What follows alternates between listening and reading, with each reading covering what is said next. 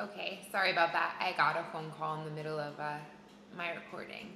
So I've moved to the kitchen because it's a little bit lighter in here. So like I was saying, I exercised through this whole thing and I've maintained that.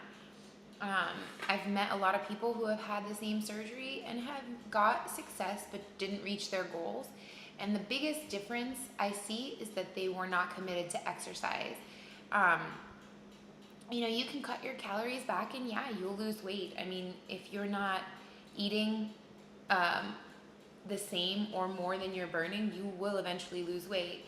I think the difference is when you're exercising, your body is building muscle, and so you just look, so much better.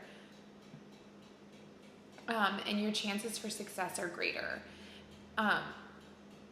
I have kind of gotten addicted to exercise. In the beginning, it was hard. I didn't really want to do it. I felt weak all the time.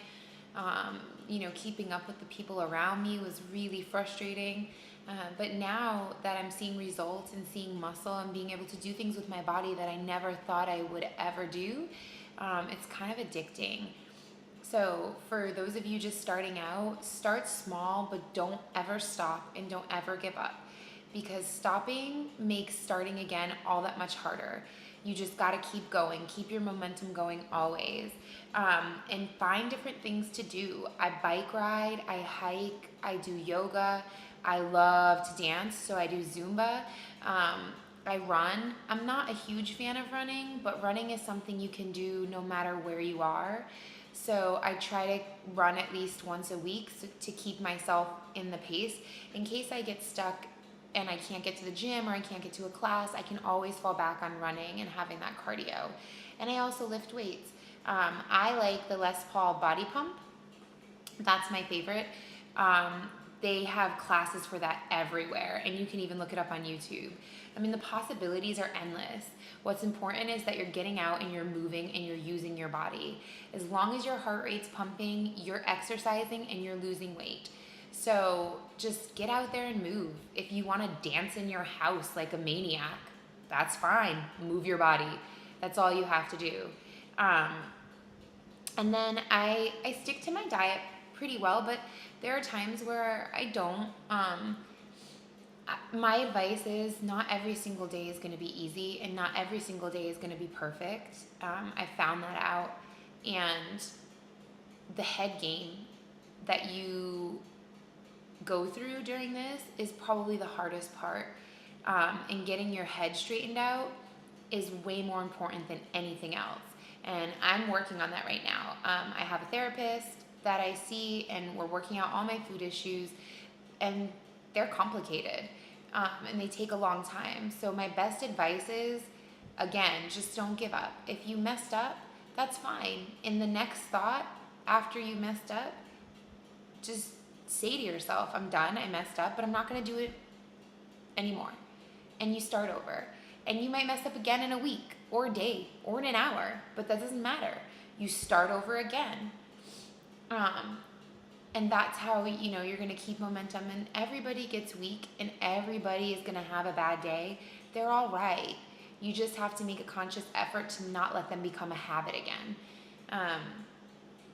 So yeah, that's my advice. Things that I'm dealing with now that I didn't think I was going to deal with are hair loss. I thought by a year out the hair loss wouldn't be an issue. It is growing back, don't get me wrong, but it is so thin. I mean, look at this. It's like scraggly. And you can kind of see up here where the hairs are all growing back.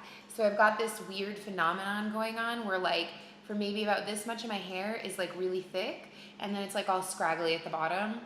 So long hair doesn't look so hot right now. My husband really likes long hair. He doesn't want me to cut it, but I think I'm gonna go get a little bob. So I didn't chop it all off because I had short hair when I started this and I've been trying to grow it out for years. So I'm not gonna chop it all off, but I think just getting rid of the ends that are just really thin and they just look silly will help a little bit. Losing hair, it's just, most people lose hair. It's a side effect of surgery and the malnutrition that comes along with it. And, you know, in the beginning, you're taking your vitamins, but that's all going to your vital organs. The hair and the nails, they're like your body's last thought.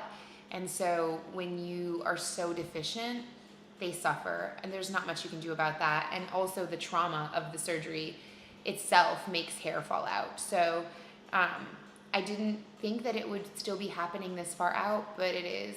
I take biotin, and I heard that nioxin is good for that kind of stuff, so I'm actually going to pick it up today and start using that. And my nutritionalist also has me taking zinc, which also will help with hair loss. I noticed that when I started taking the zinc, it didn't fall out as much. I don't know why, but that's what I have. I'm still on a very strict vitamin regimen. I can eat about 1.5 cups of food if it's something kind of wet, like soup or cottage cheese. If it's like ground turkey meat, I can maybe eat 1 cup. It's really dry, and so my pouch gets really filled. But you know, there's definitely less restriction than in the beginning, but that's normal. So don't freak out, because I freaked out about it when I started being able to eat more. I was having panic attacks, but it is normal. It will stretch out to a point. You just don't want to abuse it, and you just don't want to be able to eat portions like you did before the surgery. I try and stay away from bread still.